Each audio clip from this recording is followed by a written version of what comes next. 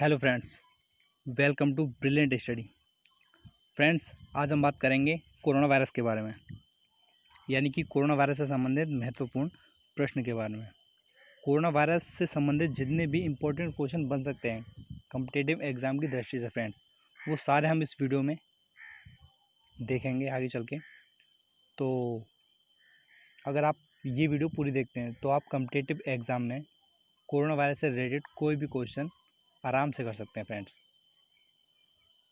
तो अगर आप हमारे चैनल पर नए हैं तो चैनल को सब्सक्राइब कर लीजिए और पास में बने बेल आइकन को प्रेस कर लीजिए ताकि मेरे द्वारा बनाए गए इंपॉर्टेंट वीडियो के इंपॉर्टेंट नोटिफिकेशन आपको साथ के साथ मिलते रहें। फ्रेंड्स, अगर आपको इस वीडियो की पीडीएफ चाहिए तो वो आप हमारे टेलीग्राम ग्रुप से डाउनलोड कर सकते हैं और टेलीग्राम ग्रुप का लिंक मैंने इस वीडियो के डिस्क्रिप्शन में दे दिया है, तो आप उस लिंक पर क्लिक करके हमारा टेलीग्राम ग्रुप ज्वाइन कर सकते हैं। तो चलिए फ्रेंड्स, शुरू करते हैं। हमारा पहला क्वेश्चन है, विश्व में उपन्यास कोरोना वायरस के प्रकोप से कितने देश या क्षेत्र पीड़ित हैं? तो फ्रेंड्स, इसका सही जवाब है ऑप्शन डी, यानी कि 200 से अधिक देश विश्व में कोरोना वायरस के प्रकोप से पीड़ित हैं। यानी कि हमारा इस क्वेश्चन का ऑप्शन डी बिल्कुल सही है। WHO के अनुसार लगभग 216 देशों में या क्षेत्रों में 11 जून 2020 तक दुनिया में उपन्यास कोरोना वायरस या कोविड-19 का प्रकोप है। तो फ्रेंड्स, यहाँ से हमें इतनी जानकारी मिल जाती है। चलिए चलते हैं अगले क्वेश्चन की तरफ। हमारा अगला क्वेश्चन है, थाईलैंड ने घोषणा की है कि वह किस जानवर पर कोरोना वायरस वैक्सीन का परीक्षण करने के लिए आगे बढ़ा है? तो फ्रेंड्स, थाईलैंड ने घोषणा की है कि वह बंदर पर कोरोना वायरस वैक्सीन का परीक्षण करने के लिए आगे बढ़ा है, यानी कि आपका सही जवाब है बंदर। इस क्वेश्चन का ऑप्शन ए बिल्कुल सही है फ्रेंड्स। चूहों पर सकारात्मक परिणाम देखने के बाद अब थाईलैंड ने घोषणा की है कि वह बंदरों पर अपने उपन्यास कोरोना वायरस वैक्सीन का परीक्षण करने के लिए आगे बढ़ा है। टीका वायरस के तनाव को कम करने के लिए और एंटीजन को जड़ से वायरस से लड़ने के लिए बनाने के लिए मैसेंजर आरएनए तकनीक का उपयोग करता है। तो फ्रेंड्स, यहाँ से आपको इतना पता चल जाता है। चलिए चलते हैं अगले क्वेश्चन की तरफ। हमारा अगला क्वेश्चन है, एक अध्ययन में कौन सी कोशिकाओं यानी कि कोविड-19 रोगियों में दीर्घकालिक प्रतिरक्षा के लिए बोर्डवेल पाई जाती है? तो फ्रेंड्स, एक अध्ययन के अनुसार टी सेल, यानी कि आपका सही जवाब है टी सेल। तो एक अध्ययन के अनुसार टी सेल जो है वो कोविड-19 रोगियों में दीर्घकालिक प्रतिरक्षा के लिए बोर्डवेल पाई जाती है, यानी कि आपका इस क्वेश्चन का ऑप्शन सी बिल्कुल सही है। टी कोशिकाओं को प्रतिरक्षा योद्धाओं के रूप में जाना जाता है जो हमें कुछ वायरस से लड़ने में मदद करते हैं, लेकिन सार्स कोविड 2 से लड़ने के लिए उनका महत्व वायरस जो कि कोविड-19 का कारण बनता है अस्पष्ट रहा है। अनुसंधान चल रहा है और शायद यह फलदायी हो सकता है। तो फ्रेंड्स, यहाँ से आपको तो पता चल जाता है। चलिए चलते हैं हम अपने अगले क्वेश्चन की तरफ। हमारा अगला क्वेश्चन है, कोविड-19 के लिए जर्मनी कंपनी बायोएनटेक और यूएस फार्मा दिग्गज फाइजर द्वारा संयुक्त रूप से विकसित किए गए टीके का नाम जो है वो क्या है? तो फ्रेंड्स, कोविड-19 के लिए जर्मनी कंपनी बायोएनटेक और यूएस फार्मा द्वारा संयुक्त रूप से विकसित किए गए टीके का नाम है BNT162, यानी कि BNT 162, यानी कि आपका इस क्वेश्चन का ऑप्शन ए बिल्कुल सही है।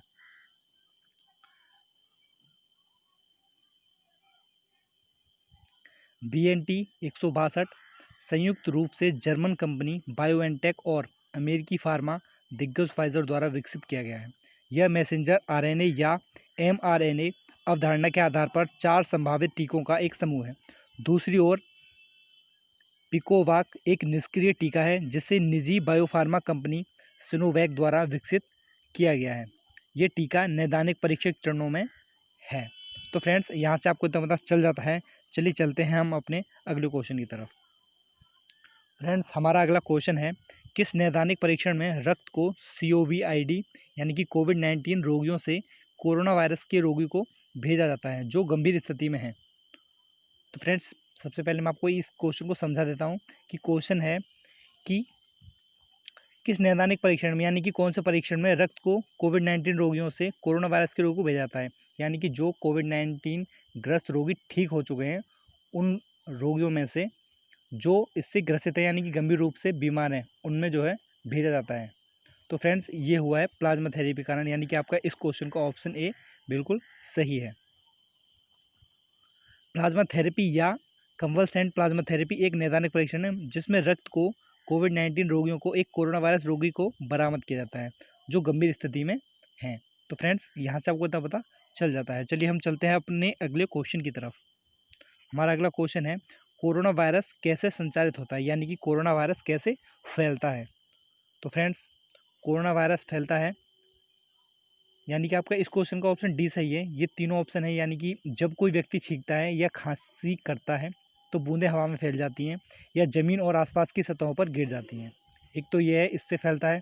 दूसरा है, यदि कोई अन्य व्यक्ति पास है और बूंदों को छूता है या इन सतहों को छूता है और आगे उसके चेहरे, आँखों या मुँह को छूता है तो उससे संक्रमण हो सकता है।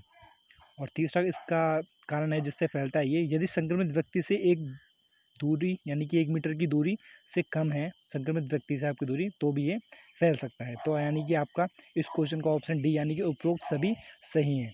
ये सही जवाब है फ्रेंड्स। चलिए चलते हैं हम अपने अगले क्वेश्चन की तरफ। हमारा अगला क्वेश्चन है फ्रेंड्स, कोविड-19 से पीड़ित व्यक्ति का क्या होता है। तो इसका सही आंसर है उपरोक्त सभी, यानी कि लगभग 80% लोगों को इस तरह के उपचार की आवश्यकता नहीं होगी और वे अपने आप ठीक हो जाएंगे। और फ्रेंड्स बी है, लगभग 20% या एक छोटे अनुपात में अस्पताल में भर्ती होने की आवश्यकता हो सकती है। और इसका सी है, एक बहुत छोटा अनुपात जो मूल रूप से पुरानी बीमारी से पीड़ित है, इसको गहन चिकित्सा इकाई यानी कि आईसीयू में प्रवेश की आवश्यकता हो सकती है। तो फ्रेंड्स ये तीनों ही विकल्प जो हैं, इसके ऑप्शन हैं वो ठीक हैं। कोविड-19 से पीड़ित व्यक्ति को ये सब हो सकता है। तो आपको यहाँ से इतना पता चल जाता है, सही जवाब हमारा था डी, यानी कि ये तीनों ऑप्शन जो हैं ये सब हो सकते हैं। तो फ्रेंड्स यहाँ से आपको इतना पता चलता है। चलिए चलते हैं हम अपने अगले क्वेश्चन की तरफ। फ्रेंड्स हमारा क्वेश्चन था COVID-19 किस आयु वर्ग में फैलता है। तो फ्रेंड्स इसका सही जवाब है, कोविड-19 जो है वो सभी आयु समूहों में फैलता है, यानी कि इस क्वेश्चन का आपका ऑप्शन ए बिल्कुल सही है। कोविड-19 जो है वो सभी उम्र के लोगों में हो सकता है। इसका सही जवाब हमारा है ऑप्शन ए। तो फ्रेंड्स यहाँ से आपको पता चल जाता है। चलिए चलते हैं हम अपने अगले क्वेश्चन की तरफ। हमारा अगला क्वेश्चन है, कोरोना वायरस क्या है।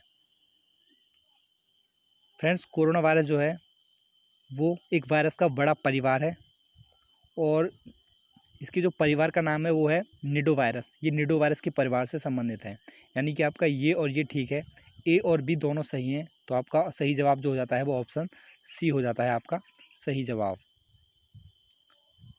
तो फ्रेंड्स यहाँ से आपको तब पता चल जाता है, कोरोना वायरस जो है वो एक बड़ा परिवार है और निडो वायरस परिवार यानी कि निडोविरलेस आदि से संबंधित है, जिसमें कोरोन वीराइड, आर्टेरिवेरिड और रोनीविरिड परिवार भी शामिल हैं। तो फ्रेंड्स यहाँ से आपको तब पता चल जाता है। हम चलेंगे अपने अगले क्वेश्चन की तरफ। हमारा अगला क्वेश्चन है, विश्व स्वास्थ्य संगठन ने 11 फरवरी 2020 को इस बीमारी के लिए आधिकारिक नाम की घोषणा की जो 2019 के उपन्यास कोरोना वायरस के प्रकोप का कारण बन रहा है। रोग का नया नाम क्या है।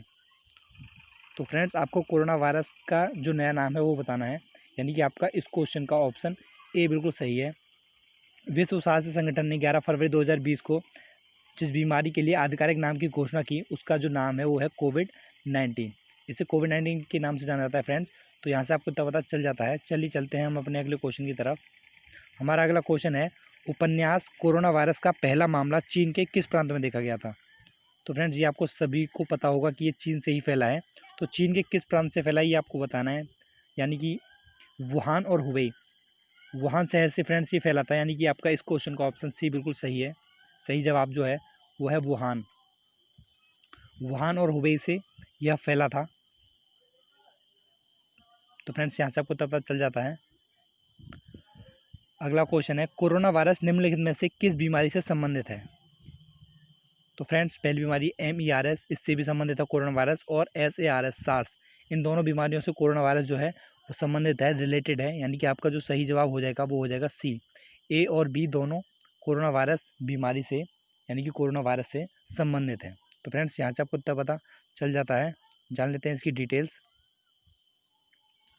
कोरोना वायरस से सर्दी से लेकर अन्य गंभीर बीमारियों जैसे मध्य पूर्व रेस्पिरेटरी सिंड्रोम यानी कि ये मेर्स कोव और सीवियर एक्यूट रेस्पिरेटरी सिंड्रोम यानी कि सार्स कोव की बीमारी हो सकती है। तो फ्रेंड्स यहाँ से आपको तब पता चल जाता है। चलिए चलते हैं हम अपने अगले क्वेश्चन की तरफ। हमारा अगला क्वेश्चन है, उपन्यास कोरोना वायरस के हल्के लक्षण क्या हैं?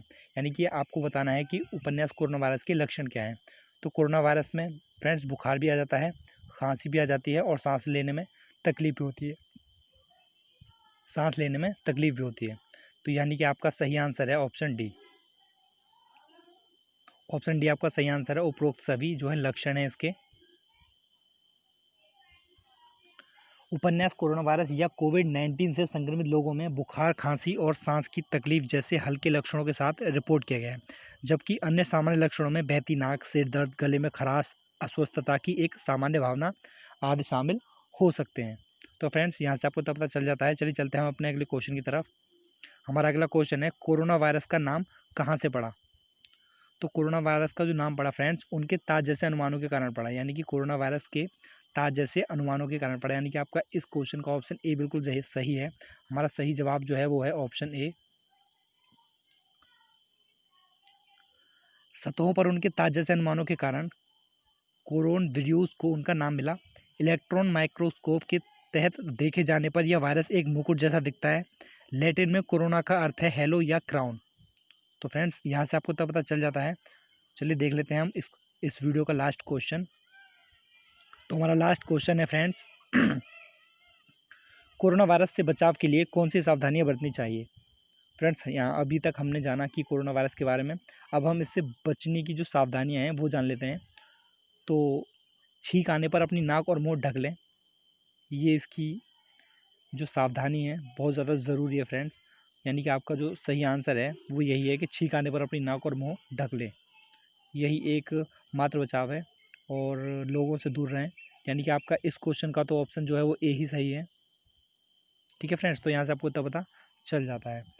अभी फ्रेंड्स अगर आपको वीडियो अच्छी लगी हो तो वीडियो को लाइक ज़रूर करिएगा और अपने दोस्तों को और स्टडी ग्रुप्स में शेयर ज़रूर करिएगा। Thanks for watching friends.